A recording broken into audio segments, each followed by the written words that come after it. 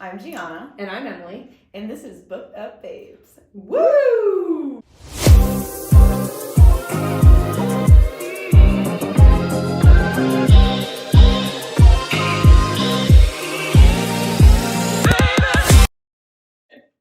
Hi, everybody. Hi. All right. We're okay. Yeah, everyone's fine. Everyone is great. Emily and I haven't recorded in 2 weeks, and it's chaos. It's pure chaos. We're so rusty out of nowhere. So dramatic. But we're back. Hey, everybody. Yes. Happy New Year. Happy New Year. We're in 2024. 2024. I prefer even numbers, so this works for me. Same. Either even numbers or intervals of 5.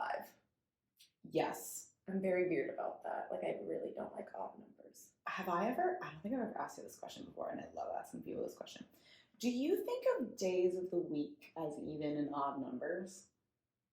Have you ever thought about that? Or colors as even or odd? Yeah, I think I do because I think of Mondays are 1. Okay. But do you think that Sunday is even? No, that's 7. That's odd. Yeah, it's more odd than evens. Yeah, so Monday, Wednesday, Friday, Sunday, odd numbers. Yeah.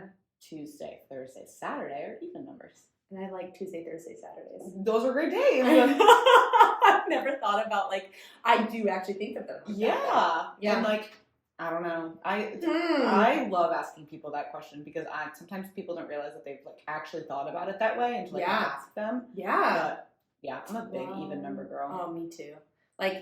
I'm a little less OCD about it, but volume on a TV has to be either an even number or an interval of 5. Yes. I will agree with you on that. Yeah, that one's really rough for me. It's just it's about comfort. Ooh. Yeah, it's like a shiver. I've forced myself to not worry about it, and every now and then I'll put it on a 7, and I'll be it's on 7. Oh, I need to make this difference. It's look, is this? So I feel you. 2024 feels like a better year. Plus, it's a leap year. That's a very special year. Yeah, and last leap year, I think I was telling you, are some friends of ours in town. You weren't. We weren't friends yet. Oh yeah, we weren't friends yet in 2020 February. I know. But we had a leap year party, and we all had to pledge what we wanted to accomplish in 4 years. Oh. And what's crazy is mine was I wanted to have something of my own. And in my head at the time, it was maybe a dance project or something. But what up? Here we are. Oh, you manifested this. I know. You dropped the seeds. Isn't that crazy? You manifested this. Thank you for allowing me to be a part of it. No problem. Apparently. Amazing. I know. I was thinking about that. I was oh my gosh. That was something. It was we had to write it down on this giant gold duck. Mm-hmm. And I wrote. Oh, interesting. Yeah. Micah has it. Oh, what up, Micah? Shout out. It's an inflatable floating duck, and we that. had everyone write what they wanted to accomplish in 4 years. That's great. You guys should all take a look at it if he still has it. I know. I'm get the air pump. We're pumping it up. Yeah. Double checking that that's what I did. It's pledge. a time capsule. Yeah. Ooh, love that. Hopefully we do it again this year. I would love to have a leap year party. I know. Hell yeah. I'll have to talk to him about that. Cheers to that. Shout out, Mike. I hope you're listening. Sure you're not. We love you anyways. Mm-hmm. Okay, well, so this week, mm-hmm. actually this whole month we're declaring Crescent City month. What up, SJM? Sarah Yes. J. Maas. Sarah. The queen. Keeping us fed Oh for my an entire God. month. For years, actually. Yeah. So today we're actually going to talk about Crescent City 1. Ooh. And if you're watching this, these are the gorgeous Barnes & Noble paperback covers. They're beautiful. I didn't buy it in hardback until I was I'm not a hardback girl, so I was I want paperback. And then they came out with these, and I was stunning. Love them. Yeah, that's what sold me, honestly, because I was I have it on my Kindle already, and then I was it's kind of nice to flip through it, though. And today I was flipping through it, and I was this was nice to buy.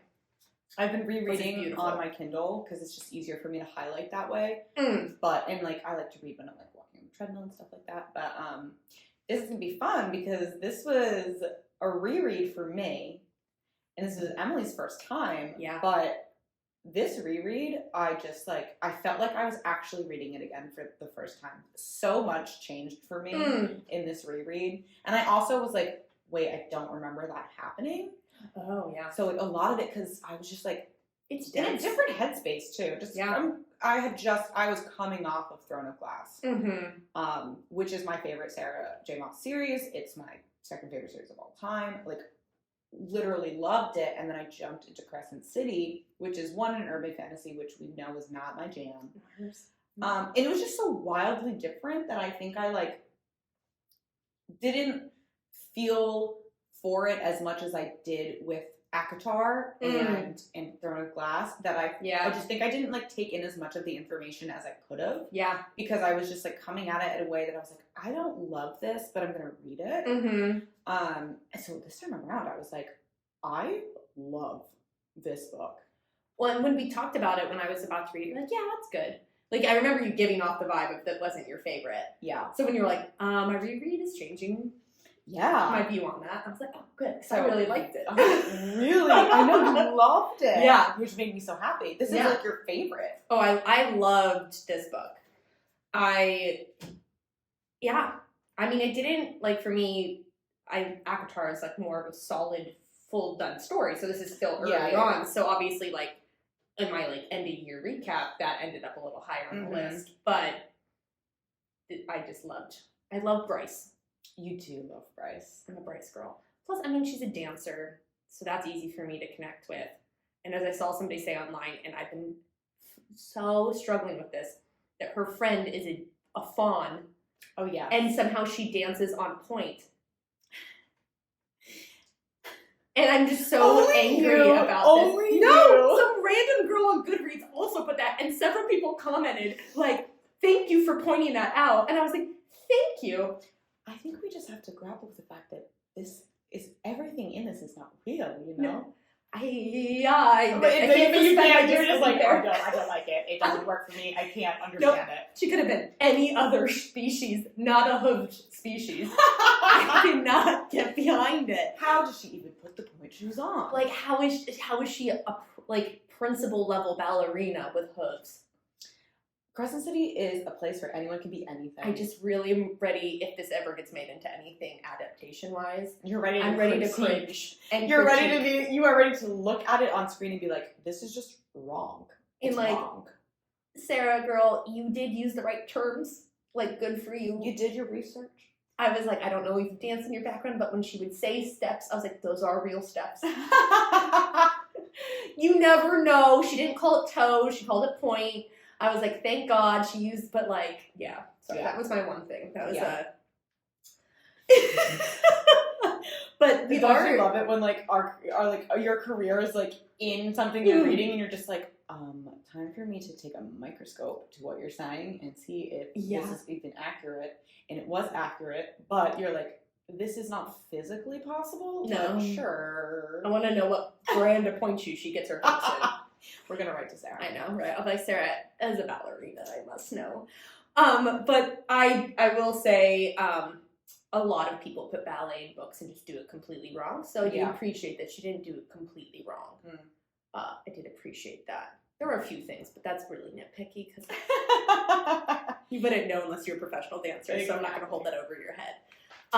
But we are drinking. This is the Crescent City Manhattan. Our Crescent City Manhattan. It's just a Manhattan, but we're calling it a Crescent City Manhattan. Exactly. And because Hun and Bryce, they love drinking their whiskey. They love whiskey. They're dark liquids. Yes. So cheers. Cheers. It's very good. It's very strong. Very strong. Mm-hmm. It's actually, okay, we're going to get into the book, but it was so cute because Emily and I thought we were going to have to do this over Zoom. So she has the bar in her house. I don't. All I have is like wine. And so she was like, I'm going to make you a little care package and I'm going to give you like the microphone and headphones and I'm going to make you the drinks. And I was like, okay, great. And I knew we were doing Manhattan. And all day I was so busy with work, like I didn't have time to stop at the market. And by the time like I was going to pick it up, I'm like, I don't have time to go get cherries. So, oh my God, it's so cute. So I like get home and I'm like getting ready to like open the Manhattans to like do this. And I'm like, wow, I wish I had cherries. And she, in this like the most adorable little container, put 2 little cherries. And it was so sweet and so kind. I was like, I felt like my mom just like sent me off to like not school, but like a party. And she was like, here, don't forget your cherries for your Manhattan. It was the best. Oh my God. I was like, you're adorable. I was alone. And I said out loud, oh my God, she gave me cherries.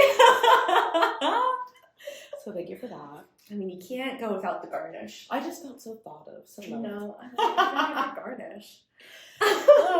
All right, so yes, if you're listening, you know what this book is about. Yes. If you are not listening, I will read a brief synopsis in case. I mean, if you're not listening, if you haven't read this book and you're for some strange reason listening, brief synopsis of it is it follows our main character, Bryce Quinlan, and she lives in Crescent City with her best friend Danica, who is, leader of a pack called the Pack of Devils. And, Bryce just like lives this life of carefree. She's a carefree, living like 20-something-year-old girl with her best friend in a city. And something absolutely terrible happens in her life. Completely shatters her life, shatters everything. And we jump to like 2 years later where she is now being brought into an investigation that involves this thing that happened in her life 2 years prior, because there's like these connections and stuff. So it kind of gives her like this purpose, and she ends up coming across Hunt and they have to work together. So it's just like this urban fantasy with like a level of like investigative like crime. I do love that aspect. It was cool. I like that a lot. And like there's romance, and you know how if you're starting with Crescent City for a Sarah J. Maas book, wow. If you're not, how Sarah writes her characters, like lots of depth, a lot of like emotion, a lot of past, a lot of pain, a lot of healing. So wonderful book, fantastic cast of characters. But that's like your basic synopsis for like what we're about to talk about. And if you haven't read it, now's the time to hop off because we're about to spoil it. Oh yeah. So if you have not read this, go read it, come back and listen to our episode because it's going to be a good one. Yeah. And then read the second one because we're talking about that one next week. Yeah. And then it's time for the third one. And then the third one's coming out. But we'll talk about the first one first. Yeah, let's do that. Let's dive into that first. Okay, so I don't even need to ask you what you thought of it because you loved it. I loved it. One, as you were saying, I love a good crime show. I love a good mystery, and I like the fact that it's like a urban fantasy with like a murder mystery. Yeah. I do love a whodunit, and it's a very like fun whodunit because it is in like a fantasy world. Like I loved, what is a TV show? Once Upon a Time. Did you I've never actually watched that. Okay, well it got worse as it went on. But like sometimes it was like a whodunit, but like with like fairy tale characters. Okay. Like or I don't know, it was kind of like a bunch of just like fairy tale characters. That was not a good example, but it was. I mean, it was an urban fantasy. That, like, Captain Hook was in it. Yeah, he was a good character. I only know about it. But it was like an urban fantasy with like a lot of mysteries and solving things and like figuring out like who's at the root of this issue. And it's like a book version in a lot of ways of that. Okay. Cool. Okay. Yeah, I would say.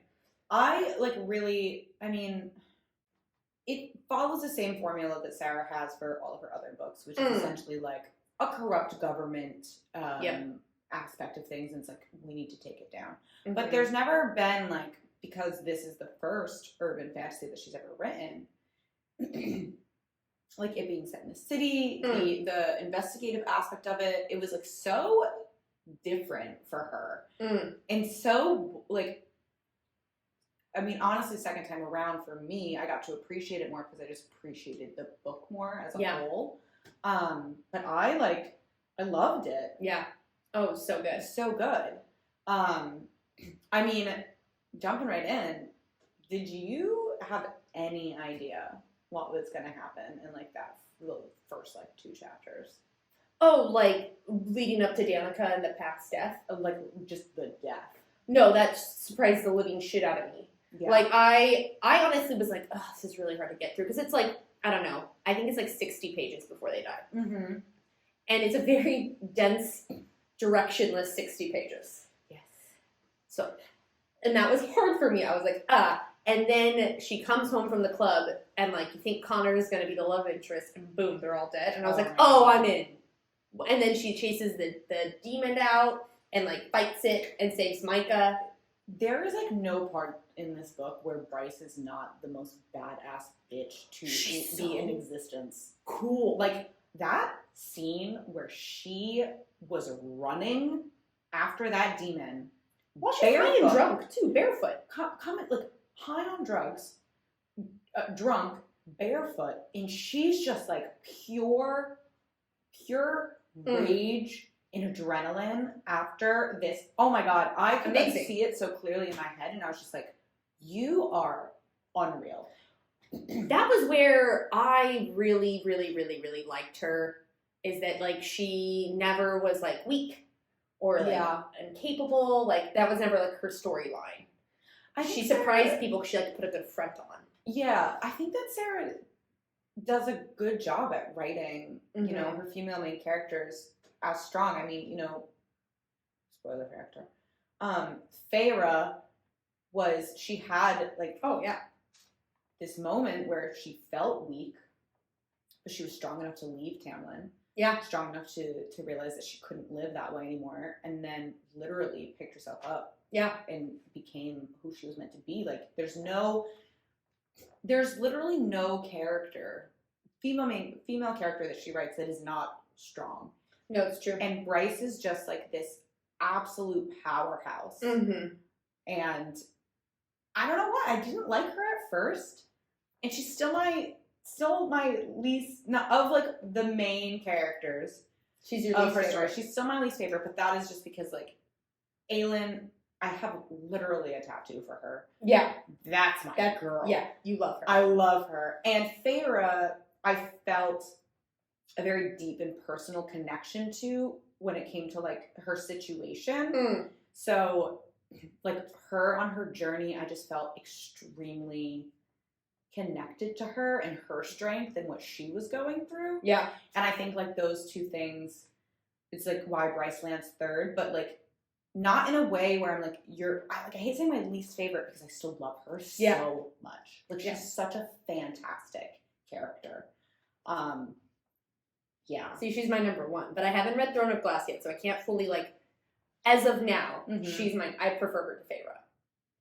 Which, completely understand. Yeah. I mean, put them next to each other, they could not be more different. Oh yeah, they're very different. And I also love that Bryce, like, she is out at a club partying with her friends. Mm-hmm. Like, you don't really get that in fantasy novels where, like, there's, like, a party girl. Like, I was like, when I first started reading this, I was like, whoa, okay, that was shocking. Yeah. Like, she literally has sex in a bathroom at a club. I know. Like, it's just like, what? So that's, like, that's urban fantasy. Yeah. And, like, I loved that. And for me, I was just like, again, I was coming off Throne of Glass. So, like, if you've read Throne of Glass, you understand going from, like, riding on horseback through the mountains to having sex with a lion shifter it's a lion shifter. I don't know why that stuck with me. In a bathroom in a club. Like, it's just, like, so unbelievably different ends of the spectrum that I was just like, what the hell is going on? Yeah. And I did try to read another urban fantasy after this, and it's definitely not my preferred setting. Yeah, it's not your cup of tea. But, I don't know, my second reread, I was just like, loving this. Yeah. But it was definitely, I appreciated it a bit more because of how just different it is from, like, a normal fantasy novel. Well, like that she has to go to work every day. Right? Like, name a fantasy novel where anyone has a job.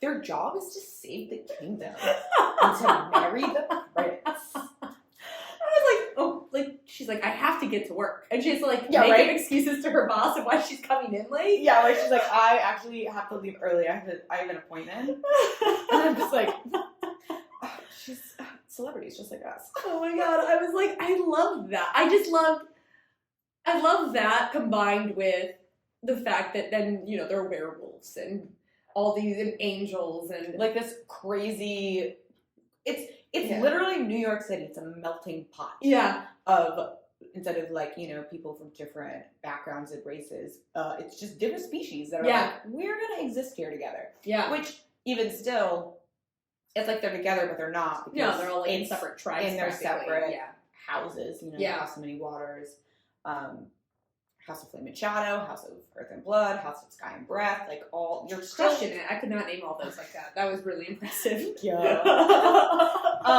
So like they're all still being like separated in some way, but yeah, it's definitely like this big cast of like different species that are just existing in one place, which was really refreshing. But yeah, it was.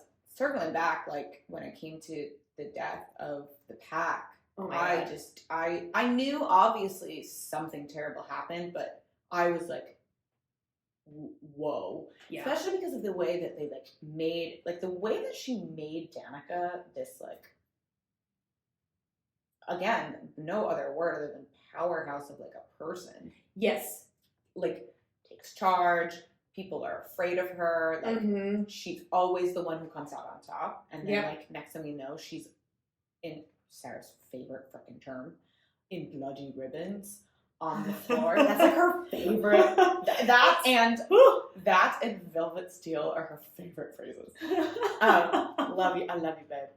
But to that, I was just like, whoa, like, whoa, oh my God, crazy. Connor. Oh my God. I want somebody to talk to him. Like from the dead. Like I want that to happen. Ethan's trying, man. I know. That's really a second trying. Book call out. Oh yeah, sorry. Oh fuck. Whatever. It's fine. That's not a spoiler. That isn't a spoiler. He's trying to talk to his brother, not a spoiler. No. Yeah. I know, but like I just like I wanted to hear from him. I'm not kidding you. Okay. There's a lot of parts of this book that I sobbed. But the one where I sobbed the hardest is at the end when Bryce goes to sit at the edge of the water and the pack and sees. I actually feel like I'm gonna cry right now just thinking about it. And the pack is on the other side, and she sees the tallest one, which is obviously Connor, of course, lifting his hand in a wave, and she reads the text from him one last time. This is, "Text me when you're home safe." And she texts it back and goes, "I'm home," and then deletes the messages. You can tell that this really, I just got chills as you're reading. I'm almost crying right now because so good. It was like this mixture of closure for Connor and like this ultimate closure for Bryce, where she could finally move on and let go. That was it for them. I was like, because Connor was obviously brought up, you know, a few different times. He was important to her, and then he died, and she felt that guilt of, you know, not being there. And she was out hooking up with a dude. Yeah, she could have been there. Yeah, and she thought, she even said to Hunt that, like, you know, he could have been, you know, the one for her, and she would never know. Yeah. And so for me, I was just like, that moment, like how much that must have meant to her to be able to do that, and for him to just like see her and be like, knowing what she had just done with Danica, because they were obviously holding off the Reapers, like, oh my God, sobbed. Like, so good. The writing in this, Sarah's writing just knows how to like make you want to cry and die and live all at the same exact time. Yeah. It's insane. Yeah. Oh my gosh. Yeah, I was like flipping through it before we started recording tonight, and I was just like rereading things. I was like, oh God. Like, especially as it comes to Hunt, who I'm just obsessed with. Yeah. Him and his sunball cap. I love a good sunball cap. You love Hunt. I love Hunt so much. I love him. If you're not watching this, you would have just loved Emily's face. Oh my God, that is so funny. You love him very much. I do. So would you say, like, out of all of the male characters in Sarah's books that you've read so far, who's your favorite? I like him more than Cassian or Rhysand. Wow, you love Cassian. I do love Cassian. You love him. I loved Rhysand too, and then he kind of like lost it for me in Silver Flames. But oh my gosh, is that a spoiler? No, it's not a spoiler, but about to be a spoiler. I was just like looking at ACOTAR merch today because I'm trying to just make my own. Yeah. And there's one that I'm going to make. It's from Throne of Glass. But I saw this sweatshirt that says Rhys would never. And I've decided I'm going to make my own that says Dorian would never. Because I love Rhys. He was the first love of mine. He would. But in Silver Flames, I realized that he would make a decision that, you know, wasn't the best one. And you want to know who's never made a decision that wasn't the best one? Dorian and Hilliard. Yeah. So, but I like read that and I was like, Rhys, he did make a real big. When did you make this shirt? He did make a big boo boo that did in fact. It was like one character point down for me when he decided to not tell Feyre a life or death thing. And Feyre's just like, I get it. I'm like, baby girl. I don't get it. Fuck you talking about, I get it. Mm-mm. I digress. Yeah. Spoiler over. Yeah. Yeah. But Hunt is your favorite for sure. I love him. I don't know what it is about. I think it's because maybe I like how casual and chill he can be with her and how they goof and joke around with each other. Yeah. Is like really, I don't know, it's not normally Sarah's vibe. Everything's normally a little more serious than that.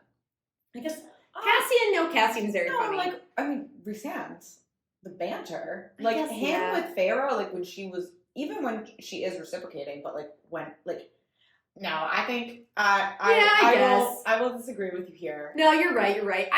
To me, I guess how they joke with each other, and at times people are like looking at both of them like, yeah, you have 7 heads, and they're like, oh, people don't get our humor. Yeah. I like love that. Yeah, I don't know, and how he like sits around watching TV with her and watches her reality shows. I with know, her. and you want to know what?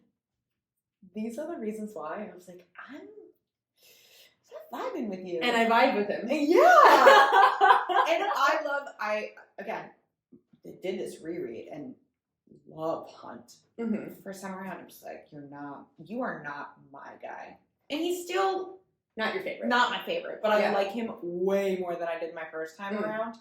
But that's one of the reasons why I like he's like, when he's like, hey, do you mind if I watch the Sunball game? And I'm just like, where am I?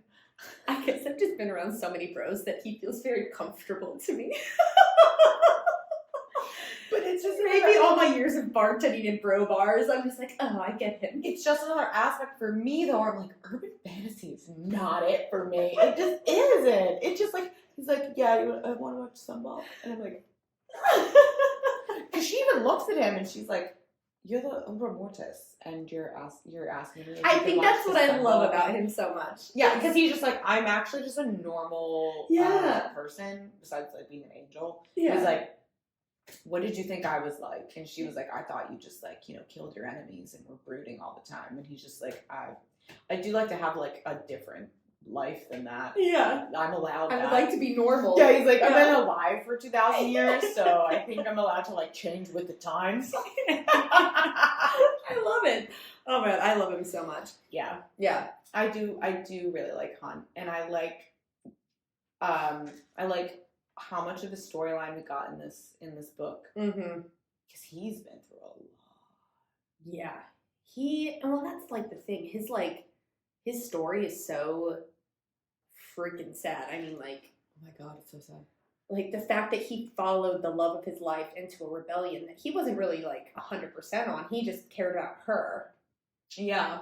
Like it wasn't like he was like gung ho about it. It was more or less that he was more did eventually for her. Yeah. Like, because you know, falling in love with the person who wants this. Yeah. Like, you eventually do become invested in their cause and want the same thing. Yeah. Which we see throughout the book, even at the end where he gets, you know, dagger in the heart with that betrayal. God. We'll actually get to that, but yeah, like he risked it all Yeah, and then lost everything. Everything. And then had to be a slave for what, 1,000 years? Not 1,000 years, but like hundreds of years, like 200 years. Actually, blanking on the time. All I know, wait, he's not that old, because in the second book, she makes fun of his age. She goes, I'm not that old. Oh, so maybe, okay, sorry. I think he's 200 years old. So I think like 2,000. What the fuck am I talking about? You mixed up with other fantasy characters. Actually, I don't even think any of her other characters have ever been like the cryptic monsters. Like Amryn.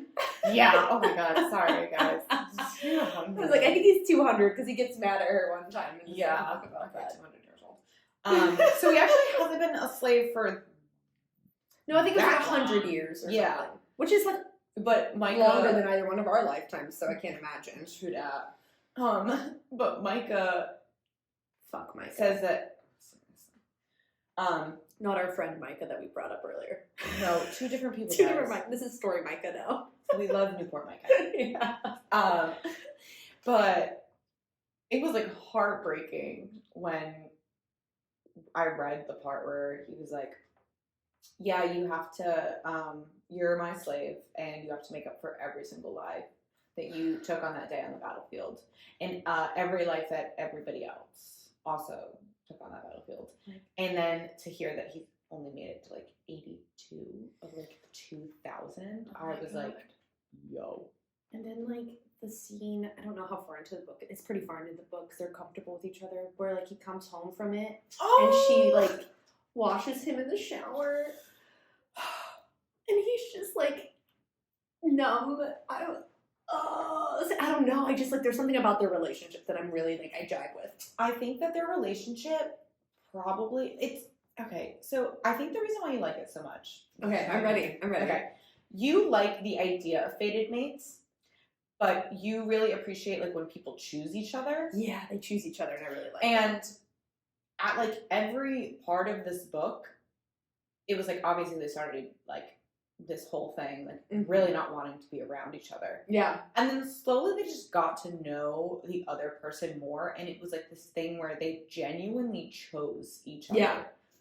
At like every, like not even like romantically at times. No. It was just like, I trust you and I'm choosing you. And like when the betrayal, and Bryce was ready to literally give up her life for him. Yeah. She was ready to like trade herself as a slave for him. Yeah. And it's like, they're not mates. No. Like they're just two people who have feelings for each other. Yeah. And have learned how to, they literally healed together. Yeah. And they chose each other out of pure just wanting of choice. And you like that. I do. You like fated mates, but you love it when people openly choose each other. Yeah. I like the idea of choice before they admit that they're mates. Yeah, exactly. So that was, I got my hypothesis right. Yeah, I think you're right. That's why I like them. Yeah, because Sarah likes her fated mates. And she does. And in this, they are just people choosing each other over and over and over again. Yeah, and I love fated mates. Yeah, I really I eat that shit up. I mean, it's fun. Because in my mind, I'm like, at least in the stories that we've read with fated mates, I'm like, they are still choosing each other. Oh yeah, they have to make the active choice for sure. Yeah, like they're still choosing each other, like even without knowing it, that they're actually mates. Like usually they find out later, but I don't know. I just watched that Twin Flames documentary series. Have you watched that documentary series? What the hell's that? Oh my god, for anyone who's watching on Netflix. It's like 3 episodes. I was like doing some work on the computer and was put it on the background. That is a cult that still exists and people are still buying into. That they claim that they can find your twin flame, and it's the person who's most fated and destined for you. Like it's like people this married couple like convincing people that they like know who their fated mate is pretty much. Okay. It's so freaky. In case anybody wants to... Sorry for anyone who likes twin flames. Well, twin flames is great, but I don't know if anybody here actually knows that like twin flames does not always mean like your soulmate. It literally means the person who makes you a better version of yourself. And that can be in a very bad way. So you can feel like you have a twin flame, but they're actually the worst person in the world for you to be with. But they're like they're your mirror. They're like what is reflected back to you, and then you're like, so it could be like your soulmate, but your twin flame could also be the worst person possible for you. Oh, for sure. They are literally your reason for growth. So, hate that. Yeah, no. Like, dislike that. It's a really crazy docuseries. Crazy. But anyways, it kind of made me think of that. Like, because they tell people, like, well, that's the person you're supposed to be with. And then they, like, convince them to go after that person with, like, no holds bars. To the point where, like, this one chick gets, like, arrested for stalking. Cool. And then, like, they don't bail her out of prison. And they go, you do realize we didn't tell you to do any of that, right? That's not on us. And then she gets out of the cold. Not right away, though. She lets them bully her pretty hard. No, it's freaking crazy. But anyway, so, like, I hate this. I know, it's awful. Oh my god. It just made me think of that, though, because it is kind of like that concept. Just, I don't know, it just doesn't, I like the choice concept, and I think that's why I really like Bryce and Hunt so much. Although, when we're talking about fated mates, we're obviously talking about fantasy. That's not, like, real life. Oh, so, no. like, it is fun to read about. I'm not gonna lie to you. Yeah. But I was watching it the other day. I was like, whoa. I will not be watching that because that makes me feel terrible. This is why we read fantasy, because we escape from reality. No bueno. No bueno. But yeah, no, I really love them. Actually, when I was flipping through my book before we were recording, I want to read this one thing. I was like, did I lose your page by taking out your stickers? No, not at all. Okay. There's one sticker still in there. And I put, where does it start? Sorry. If he were wise, he'd find somehow to pull away before this thing between them met its inevitable horrible end. I know.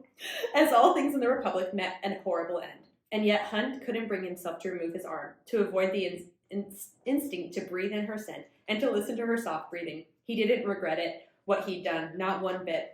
But there might come a day when that wouldn't be true, a day that might dawn very soon. So Hunt savored the feel of Bryce, her scent and breathing, savored every second of it. This is when they're on the roof, right? And this is right after he gets his wings cut off.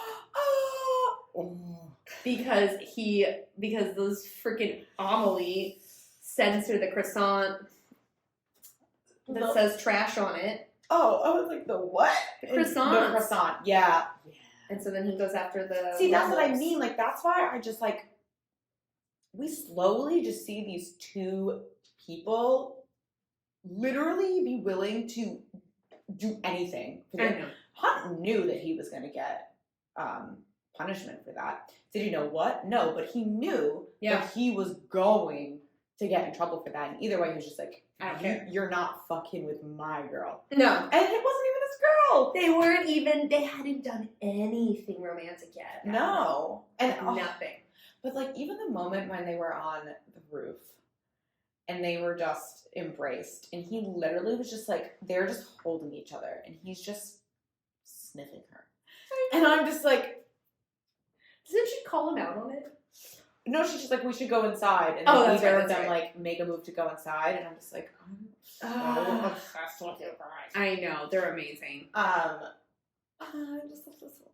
I know, I love them so. Even like when he does turn out betraying her, because he thinks that he can get out of his slavery with the synth, right? Yeah, he thinks that so him and the other rebels who were once rebels, like Isaiah and it's Victoria and Juliana. Yeah, Juliana. Oh, it's not Isaiah.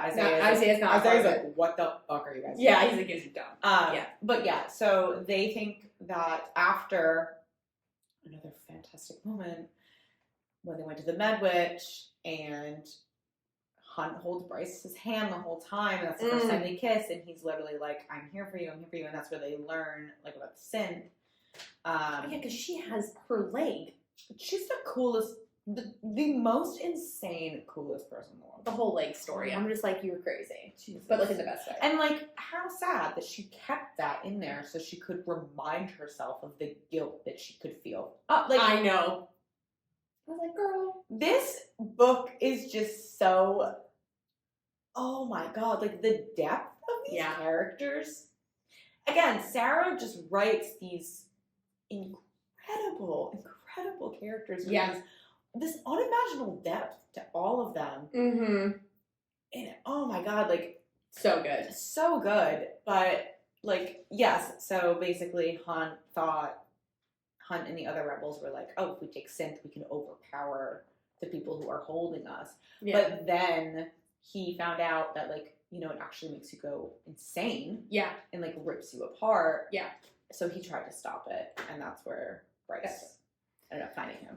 Well, because Danica hides that pen drive in the jacket that shows the trials. Danica's the worst fucking person in the entire let's talk about Danica. How much she sucks. I hate her. I don't actually think if there's a not Danica hater out there, I would love to have a discussion because I don't know why. What on earth you could possibly like about this girl. No. She sucks. She is the worst friend ever. And Bryce is over here like, Danica, my girl Danica, forever my bestie Danica. And I'm like, she literally fucked you over in every single way possible that you could possibly be fucked over. Yeah. And you're still over here defending her? And I'm just like, fuck this girl. No. No thank you. No thank you. If I found out, shout out to you, Nick, if I found out, bestie, that you hid this much shit from me after your death, I'd be like, were we friends? Literally! And Bryce keeps being like, I love her. I'm like, fuck her, dude. I would be so done with her. Oh my god. She is actually the worst. She's the worst friend. She literally shares no information with her friend. She then puts a, like, weapon into her friend's skin without her permission. And tells her that it's just, like, this thing in a different language. Never tells her what it actually is. Like, she literally hides the horn, which everyone is hunting, into her best friend's skin without notifying her. She's the... Oh my god. Talking about her just makes me angry. Like, she sucks. I hate that. And I'm not gonna lie, she doesn't get any better in the second book. There's no redemption arc for this woman. Like, I'm trying to think right now of, like, every single character that Sarah's ever written. And, like, it's supposed to be lovable. That the main character loves. Like, okay, so, like, it's like, we're supposed to love Danica, and I'm like, there's actually nothing lovable about her. I have yet to find a redeeming quality about her. She's a freaking terrible person. She's a terrible person. And like I said, never mind. Second book. We'll talk about that later. We'll talk about that and the next episode. Yep. But yeah, like absolutely nothing about her brought me happiness. Nope. Except for the very beginning of the book where I was like, look at these two best friends. Oh, they were cute at the beginning. And then what she does for her at the end is very beautiful. Oh, hell, yes. It's called doing the least, though. So you're doing this after you've died? Great. Cool. Doing the absolute least. Thanks. I will say, though, and I have told you this story many times, I was on... So the last, like, 200 pages of this book are... There where everything happens. So good. Everything happens. And I cried pretty much the entire time. But I remember reading the words, light it up. And then Bryce going, light it up, Danica, light it up, light it up, light it up. And I just fucking started sobbing. That did make me emotional, even though I hate her. But I started sobbing for Bryce. Yeah. I was utterly in tears because I was like, oh my god, this girl who deserves so much is getting a fraction of it right now. And like, cause you know, like you think it's the end. Yeah. You're like, you know, it's not the end because there's many pages left, but you're like, how are we possibly gonna come back from this? And like, the one time Danica actually shows up, I'm just like, thank you for showing up. Thanks for being a good friend in this moment. Thanks for doing the least, but we appreciate you. Yeah, but there's a sound on TikTok. She does do a lot of their investigating for them, though. We'll give her that credit. Yeah, okay. Thanks, Danica. A lot of things would not be solved without her. But there's a sound on TikTok from the audiobook where you can hear the woman from the audiobook like saying like light it up Danica, light it up, light it up, light it up, and the way that she's saying it, I'm just like, oh my. Dude, the audiobook version of these books is top-notch audiobook quality. Yeah. I just listened to the entire second book and just had the best time. Yeah. It was so good. Me, I'm telling Emily, I'm like, Emily's depends like on narrator for me. Yeah, but Emily's also just like, which the narrator for Crescent City is also the narrator for Throne of Glass, and I think that she's phenomenal. I'm so sorry I don't know her name right now, but she is amazing. Yeah, like captures emotion like so well. Yes, and can do male voices very well as well. So you don't feel weird. Yeah. But Emily is like, I have to be doing some sort of like task while I'm like listening to an audiobook, so I can really pay attention. And I'm just like, your girl's got ADHD. I'm like, I just can't. Especially fantasy, it's just so hard. It is hard. Give me a romance. Love that shit. Yeah, romance is much easier. And I've done now a few fantasy audiobooks, and this was the easiest one for me. But it was because if it had been the first book, I don't think I could have done it. It's because it was the second book and I already knew the characters. Yeah. She's an incredible narrator. She kept me engaged. Sometimes I think the narrators, I'm like, I zone out because I find them boring. Or like their voices. Like, that's the thing. Yeah. So it's a risk. Yeah. Voices are a big thing for me. Yeah, it's a risk for me. But no, this, I was like, oh, this is incredible. I even chose at the end of the second book, when I could have just sat there and read it, I chose to listen while flipping through the book. Yeah. Which I do like to do sometimes. I do like to listen and then read along, like a child. I kind of like that. When someone's reading to you. Yeah, it's kind of nice. Reminds me of my mom reading Where the Red Fern Grows as a kid, you know? But no, it was, the end of this book, the last 200 pages of this book, it's just absolutely insane. The amount of crap that goes down. So it's like, it's crazy. So we haven't yet to talk about him, and he's actually my favorite from this series. I love him so much. Rune Denon. Yeah. Crown Prince of the Bellbaron Fae.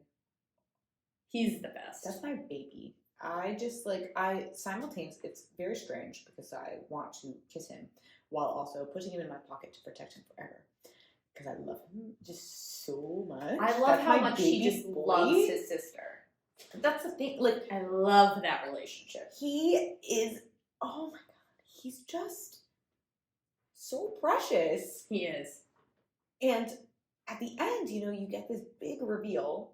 And Bryce is like, I am a Starborn Fae. Yeah. And Rune is just like, I don't give a shit. Yeah. About, like, it's like so hard for him because he's just like, you were trying to give me this thing because you thought it was important, and all I wanted was a relationship with you. Yeah. And all I care about is you. It's like, and he quite literally is like, I don't care about this title. I only care about you. He's the... Okay. And I, like, understand why Bryce had this... She held on to it a little too hard, but I understood it. I understood it because, her father already was like, you're basically nothing to me. Yeah. And then you have Rune, who was the one person in that world that she felt like she could be important to. And, he spoke out of anger. And he said the wrong thing. And what we know about Bryce is that she's a proud person. Yeah. So she didn't let that one go. No. And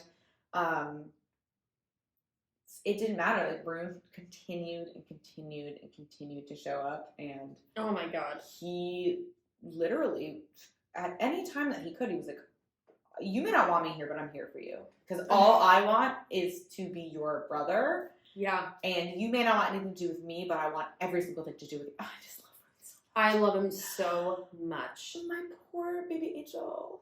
Oh my God. Who just gets abused by his father. I know. The worst man in the history of the world. Oh my God. I want the best for him for sure.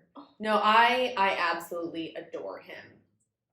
And I love the, like, story arc of their relationship and how it, like, improves and grows and, like, where it ends up and the trust that they build eventually. I love him. And we'll have a lot more to say about him in the second book, for sure.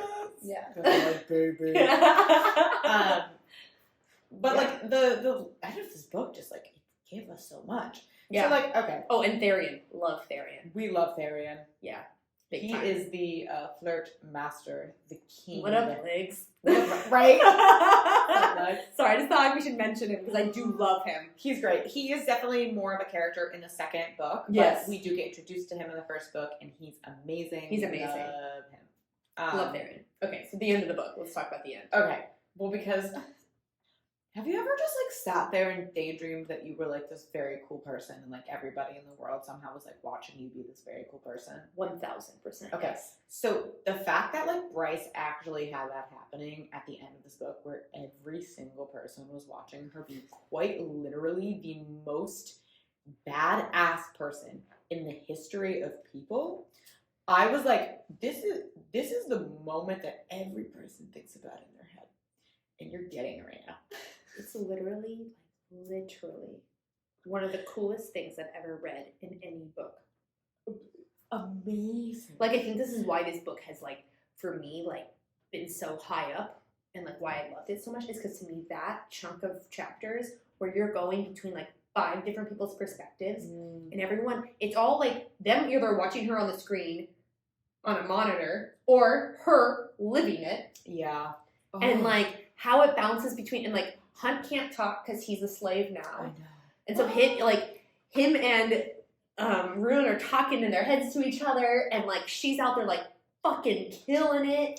Micah's giving her a soliloquy of why he did everything he did, which fuck Micah. And okay, hold on. Before we get to all that though, Lee Habaz's death. Oh my god. I sobbed. As I've said on this podcast, I'm not a big crier. I might get a little misty. But that is one of the only moments in my life where I, like, put the book down and just started crying. My friends are with me, and I'm not afraid. Oh my god! I'm like, are you kidding me? Are you kidding? Are you kidding me? Like, she literally just gets freed from slavery and then literally sacrifices herself. Bryce is like, I bought your freedom. And she's like, with my freedom, I would like to sacrifice myself for you. Like,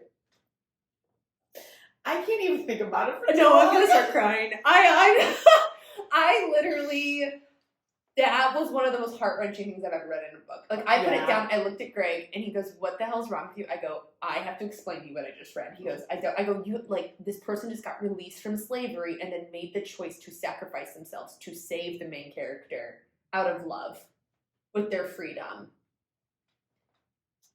Like, that's all I can say. That was like when I cried during The Golden Bachelor, and if you know, you know. But I don't know. No, she doesn't. But I think I told you about it because it made me cry. You did. Listen, if I was gonna watch any of those like Bachelor Bachelorettes, it would be The Golden Bachelor. No, if it comes back, I'll make you watch it with me. He just got married. He did it on TV. I know. So cute. I don't know much about that pop culture thing, but somehow I know everything. Like, I don't watch it, but I know everything that goes on there. Yeah, it's fair because it's very pop culture heavy. I mean, it's very like in the media. I'm an e-news stalker, essentially. Yeah, so you know. Yeah. But we digress. Yeah, but anyways. So now jumping back to the end where they're flipping back and forth between perspectives. I just thought that was the most beautifully written action scene. Yeah.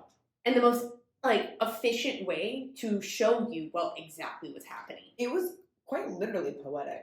It literally. Like, oh my god. It's like 100 pages I would have to guess, I know. wasn't it? Oh my god. I don't even know. It goes on for a while.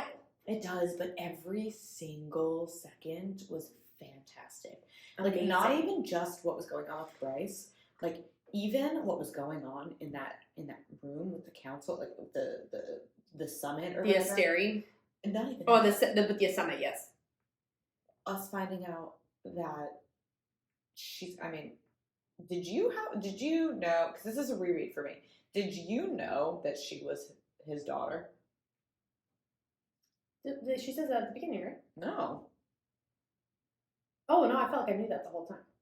Oh, wait, did she say that? Yeah. That's not a, I was like, that's not a twist. She lies to everyone about it, but I didn't know. Yeah. Okay, well, the moment where, like, that comes out to the fucking world. Oh, it's a great scene, though. So, comes out to the world that she's the Autumn King's daughter.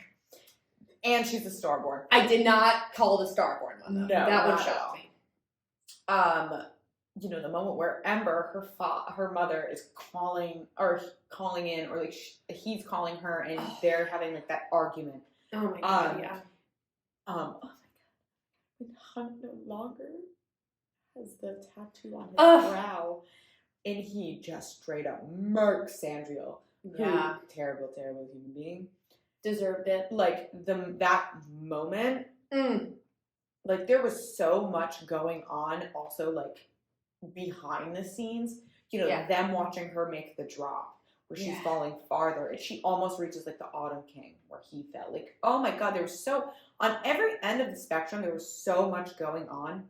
The moment where Ethan realizes that she is using whatever strength she has to push him and the pack and the humans towards, you know, safety. And he immediately realizes that she's not going to make, like, just the cacophony of, ooh, good word. Thank you, of, like, everything that's going on. It was just, like, this culmination. And it was it was perfect. It was perfect. I can't imagine, like, it was one of the best endings to a book. Yeah. I was blown away by it. Oh my god, it was so good. It was so good. Like, just everything that's happened. And it is like 150 pages of you just, like, biting your nails. Yeah. Which, love that. Yeah. And that's not even to say, like, the book itself overall was, amazing. There was always something happening. Yeah.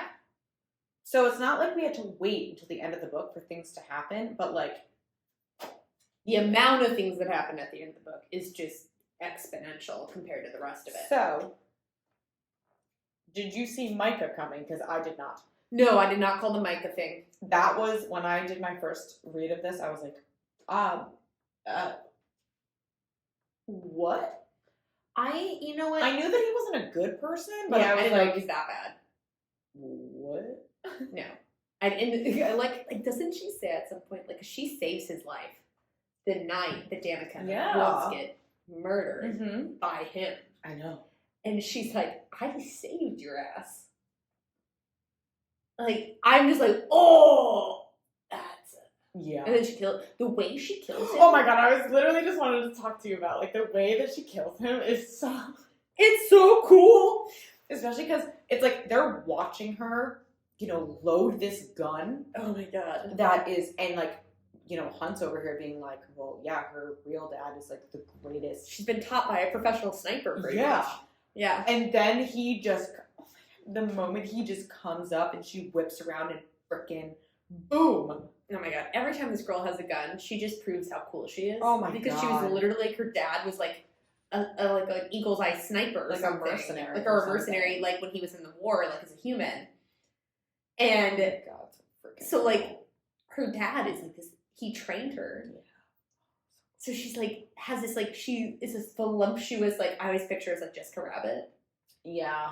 Like, she's like a Jessica Rabbit kind of gal. She's like a thick gal. Yeah, she's got some curves. And she's like, you know, got her nails and always in like a dress and heels, and then like pulls a gun out and can shoot you smack dab in the center of your head. She's so cool. She's so cool. She's so cool. And then literally lights him on fire and then vacuums him up. The vacuuming part. And they're all watching this. They're just like, she just vacuumed up in our angel. I think this might be bad. I think she might get in trouble for this. Like, I'm just over here, like, so reading this, and I'm like, holy crap. It's so good. Oh my god, it's so good.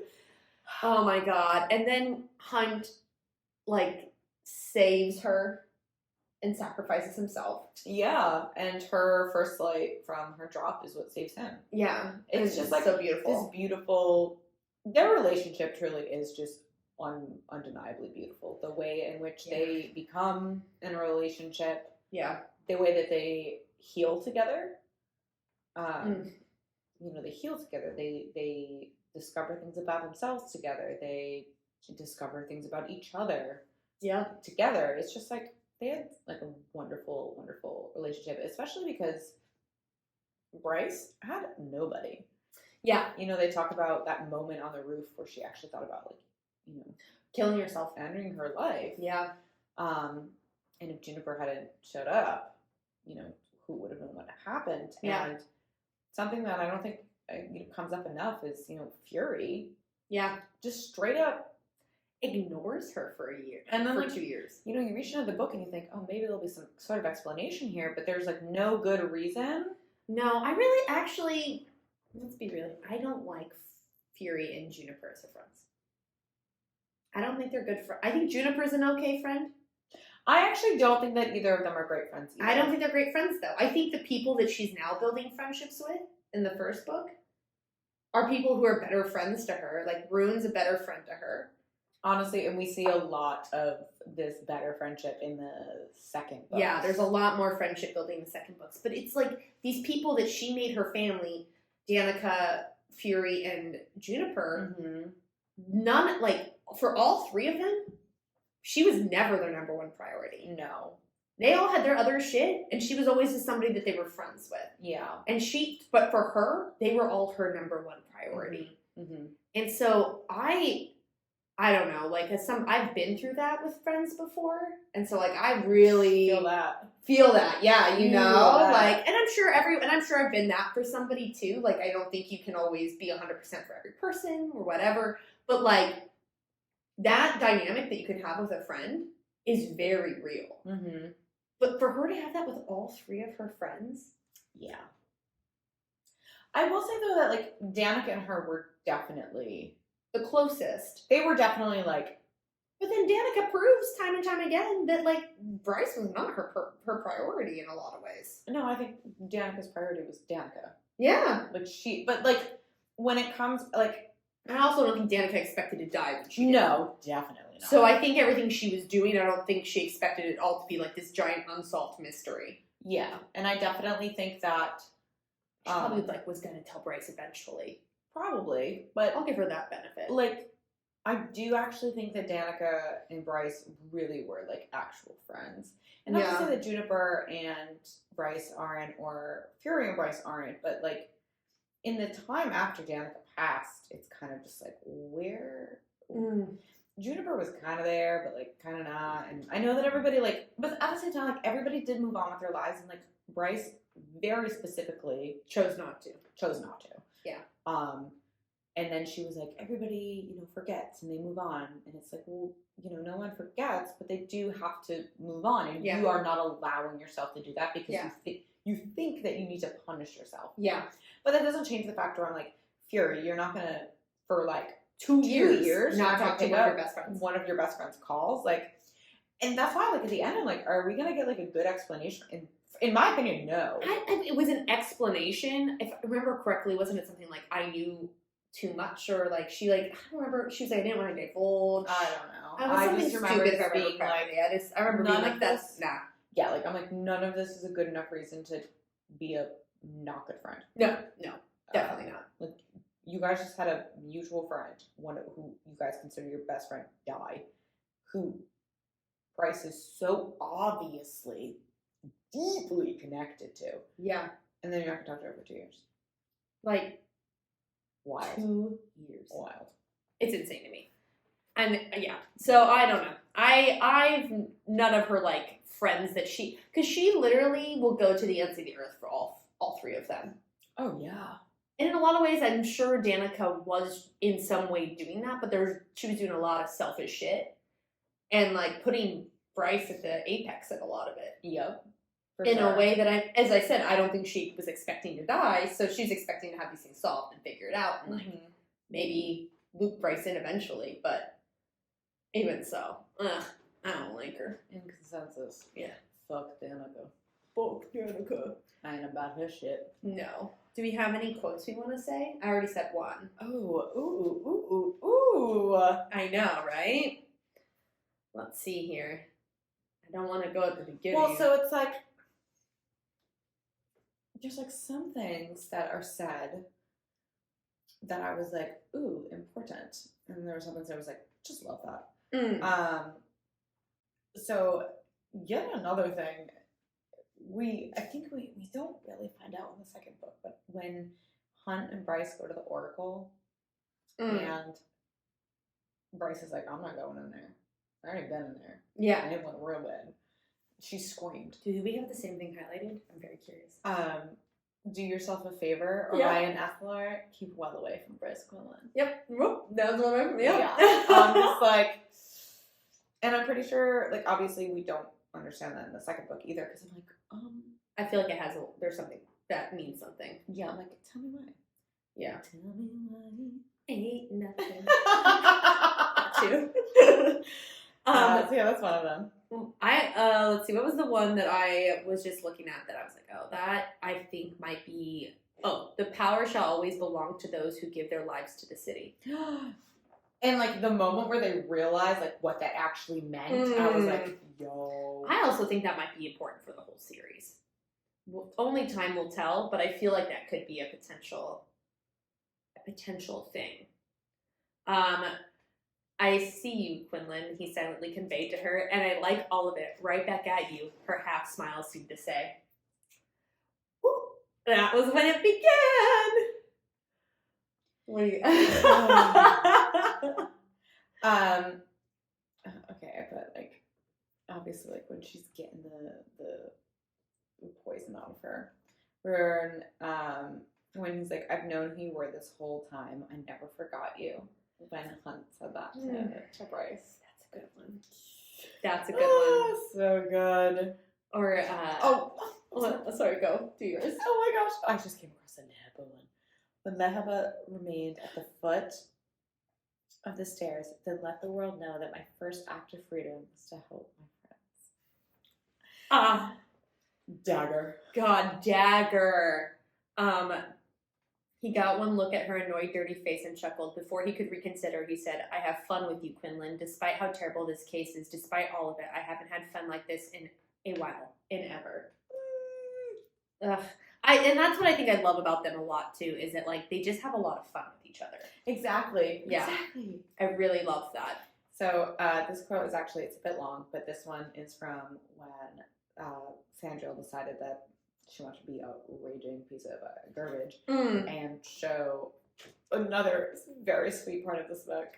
Hunt had no pictures on his phone, and Bryce is just like, we're going to change that. I love that storyline. And Samuel is just like, oh, let me just like put these photos on a slideshow while you're in prison. Literal dagger. Yeah. And he goes, Bryce, his friend and everything that they had was more than that. She was his and he was hers, and he should have told her that. Should have told her in the commitment lobby that she was the only person who mattered, who would ever matter to him, and he'd find her again, even if it took him 1,000 years. He'd find her and do everything Samuel had mocked him about. Like, oh my god. I actually want to scream into the microphone. Do it. No, don't do it. No. Oh my god, I literally am over here like... Okay, here's my last one. That's the point of it, Bryce, of life. To live, to love, knowing that it might all vanish tomorrow. It makes everything that much more precious. I really like him. I really do. I mean, there was a lot of characters. Just the characters are great. I loved Adis. Adis is great. Ooh, I loved him. I love Adis. Loved him. Like when he shows up, obviously when Hunt is like, yo, what the fuck are you doing? You're summoning a demon princess. She's like, what up? And then she's like, nice to see you again. And Hunt's like, what? And Adis is just like, hey, sis, you look better than you did last time. And I'm like, oh my god, like, I'm reading this and I'm like, she's so cool. Okay. Oh my god. There's some quotes that I do want to bring up when we do a little bit of like our predictions. Okay. But I think that's like really all I have for quotes because oh my god, this whole book was so good. It's so good. So good. It's so good. 10 out of 10. Yeah. Yeah. Yeah. We'll do our ratings at the end. Yeah, we'll do our ratings at the end. This is like my this was I'm really happy I did this reread. I'm happy you did too. I'm happy you had a change not a change of heart, but like a readjustment of heart. But I did have a change of heart because I was just like, this is not for me. And then I'm like, when you told me that and then I read it, I was like, I don't believe this isn't your vibe. Yeah. I was coming off from a very, very different fantasy vibe. Yeah. And this is, I mean, if you're coming off of horseback riding into this, where they have guns and mopeds and TVs and cell phones and watch reality TV shows. Yeah. And like on top of it, like again, Throne of Glass is literally one of my favorite series in history. Like, I like it more than Avatar, like hands down. Yeah. So like coming off of something that I kind of felt like absolutely changed my entire life, and then like going into this, I was just like, not the vibe. So was that your first time reading Throne of Glass before you read? Yes. Oh, okay, that makes sense. It was my very, very first time because I read Avatar, and I was like, I need more immediately right now. So I was like, okay, I'm gonna read Throne of Glass. Read Throne of Glass, and it literally altered everything for me. Like, it completely changed my life. And then I go into Crescent City, and I'm like, this is so different. Yeah, that would be it's like a 180. Yeah. So I'm really happy that I had, like, that I decided to do this reread, because I'm just like, such a different mindset and perspective than I had previously. And that makes me happy. Yeah. And like, it was also easier with the world building. Yeah, it is. And I will say the world building is dense. Oh, it's hard. But once it gets going, and like, I will say now the second book, it's just this nonstop storyline in the second book. Yeah. So it's like, okay, it takes off. But the first book, it is very dense. Yeah. And I mean, every single fantasy book you're going to read has world building. But for some reason, this one, I was like, holy crap. I was like, what am I reading right now? And maybe it's because Bryce isn't super lovable at first. No, she's not. She's pretty harsh at first. So you're like, you don't even really like the main girl. Like, she takes a little bit to warm up to. She's not like, I love her to death, but like, she does take a moment to warm up to. Mm-hmm. I was just like, oh, damn. She's not a normal main character. Yeah. But there's probably that. I don't know. Like, it is, the world building is tough. Yeah. It's very dense. But I mean, now that we're in that world, I'm like, okay, now. Let's go. Let's do it. Okay, I don't have any predictions because we both have read the second book. I just want to talk about things that were said in the first book that I think are important. Okay, I said one of mine. Okay. Let me hear yours. So maybe it'll tip me off. All right, let me because maybe you'll say one, I'll be like, oh yeah, now that I'm thinking about it. Something that I thought was important, because a very main part of this book is the Star Sword. Yeah. And there was like a very specific part that was brought up that I was just like, even my first reread, I was like, okay, weird.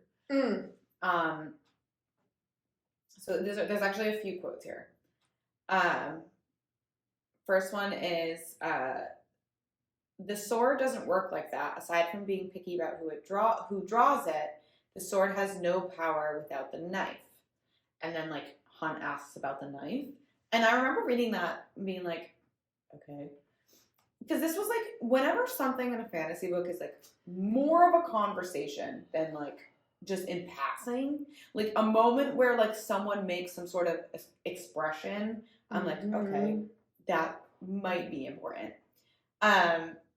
And then it goes on to say, like, the sword was a part of a pair, Rune said to him. A long-bladed knife was forged from the iridium mine from the same meteorite which fell on our old world.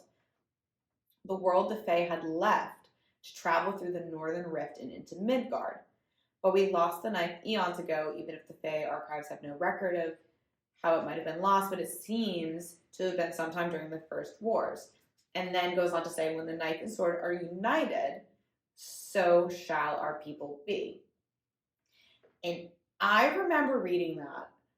And because in that entire sequence, there was like a plethora of information, this like level of expression between the characters, I was just like, weird. Okay. So I highlighted that. I'm impressed. I blew past that. And now that I'm thinking about it, that's huge information. We'll talk about it more next week. Yeah, but I remember just being like, okay. And then, like, obviously through my second reread, I was like, okay. But, like, yeah, I was like, interesting. If you've read the second book, there is so much in this first book that alludes to the second book. Which in my reread, I was like, oh, that's so interesting. Yeah. But usually, like, when I'm looking for, like, big moments, it's usually in a moment where something is given more description than a normal thing probably would have been. And I pay just, like, a little bit more attention to it. I tried to as well. Because I'm like, why are we spending so much time on this? Especially in fantasy. I'm like, why is that being explained to me? Yeah, like, why, especially, like, something happens in the second book. I won't dive into it until, that happens. But, like, it was a moment where I'm just like, why on earth are we talking about this? Like, why wasn't that pointed out? And I still don't know why it was pointed out, but I think it might be important moving forward. So if any time in a fantasy novel, I'm just like, why are we talking about this? I'm like, important. Yeah, I feel that.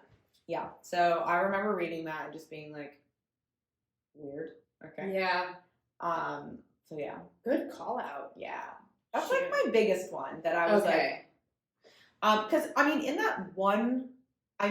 in that big long quote that I read, in that one quote alone, there is so much to unpack. No, there's so much to unpack that comes into play in the second book. Yeah, like so much. That's a huge quote to hold on to.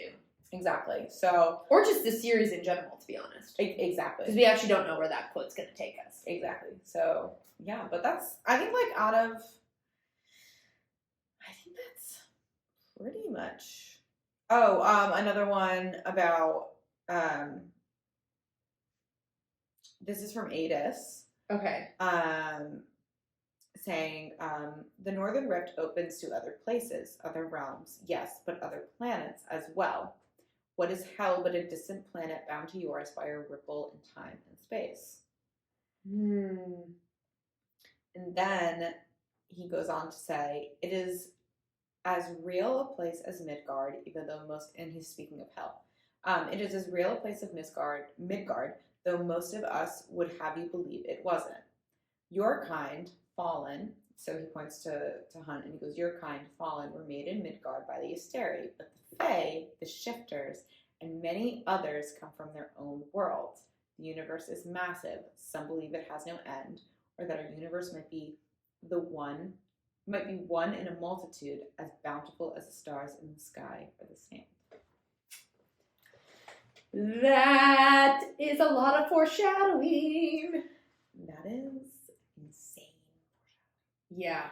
And that's why, like, again, first time I'm reading this book, I'm like, we are having a very singular conversation with a prince of hell. Whatever this person is about to say is going to be wildly important. Smart. So even in my reread, I was like, yep, remember that. Yeah. That was smart. important. So yeah. But yeah, so those were that was the biggest thing. Yeah. That I found. I honestly, I think those are good hard hitters that are kind of, I think, more or less, it seems like series foreshadows. Yes. Like, I wouldn't say those are, like, spoilers for the second book by any means. They're just, as a whole, from what I'm gathering so far, those are good serious foreshadowing. Yeah. And just some last ones. Yeah. Which, even these, I'm like, I still don't really understand what these mean. So at the end, in the epilogue, Adis meets up with, Adis is a cat, but, sitting on a bench with Jessica. That's right. Easily one of the most interesting characters in this entire series. I love her character. She's amazing. Yeah. But he says a few things, and she says, you can tell the difference between Bryce's starlight and her brother's. And Ada says, I shall never forget the exact shine and hue of Thea's light. It is still a song in my blood. And then Ada says, I think Athalar's father would have been proud, which then Jessica says, like, sentimental of you. And then Jessica was like, well, you knew the male best. And at the very, very end, she says, don't fuck us over this time, Adis. And he goes, I do not plan to. He said, fading into the space between realms. Hell, a darker song beckoning him home. Not when things are about to get so interesting. Oh, that is some foreshadowing. I just feel it. Oh my god. Good call-outs. Yeah, I am already so excited to record Crescent City 2 for you guys. Yeah. That's gonna be, this is a great episode, but that's gonna be a good episode. Oh, it's gonna be a doozy. And then, I mean, I can't wait to predict what's gonna happen in the third book. And how many ways we're gonna be wrong and right. Oh my gosh. I think we're gonna be mostly wrong. Many ways we're gonna be wrong. I was just gonna say we're gonna be very wrong. I'm not gonna pretend to be right about anything this woman writes. But I never guess her storylines. mm-mm. Like, no. Oh my god. So good. This book was phenomenal. Incredible. How would we want to rate it? Ooh, all right. I think second time around. Yeah. 4 stars. 4 stars. Oh no, that was the second book you gave 5 stars. I mean, I gave it 5 stars on Goodreads because you can't give points. Which, sorry to divert. I don't know how you can't give points, but yet it says like 4.63 stars, and I'm like, where's the point system here? They do the math of everyone's stars. Oh, that makes sense. Yeah. Okay. I'm not very good at the mathematics. Julian does our finances, and I. You go, okay. I look pretty. But I would give this like a 4.7. Okay. Yeah. I would give it about a 4.2. Okay. Maybe no. I'll give it a 4.4. Okay. Really, really good fantasy book. Yeah, I think incredible. like the reasons why I'm not giving it more are just because it's a setting that isn't, it's not your favorite. my fave. That's fine. But yeah. Okay, what is your romance meter from 1 to 5? Okay, so this is different from smut. Romance meter. Yeah. I'd give it a 5 out of 5. Yeah, it's really romantic. The absolute organicness of their entire relationship, their chemistry, the way it just organically unfolds, the way that you watch them not just become people who love each other, but become friends. Yeah. It was, Sarah does it best. She does I it best. know. Their relationship's just beautiful. I'll give it a 5 too. Stunning. What about the sexy though? That's from 1 to 5. That's about it too. I was gonna give it a 2 as well. Yeah. It's nothing happens. One thing happens and it gets interrupted, right? Yeah. Nothing That's about it. Nothing happens. Yeah. I mean, unless you would want They fool around and it gets interrupted. the smelling of her neck on a roof. Yeah. Which no. Yeah. I mean, no, it's 2. Yeah, it's a slow burn. Yeah. Yeah. Slow burn. Yeah. Oh my god, yeah. Well, yeah, I guess that's it. Yeah. All right, well, we're gonna see you next week. We'll see you next week. All right. Bye.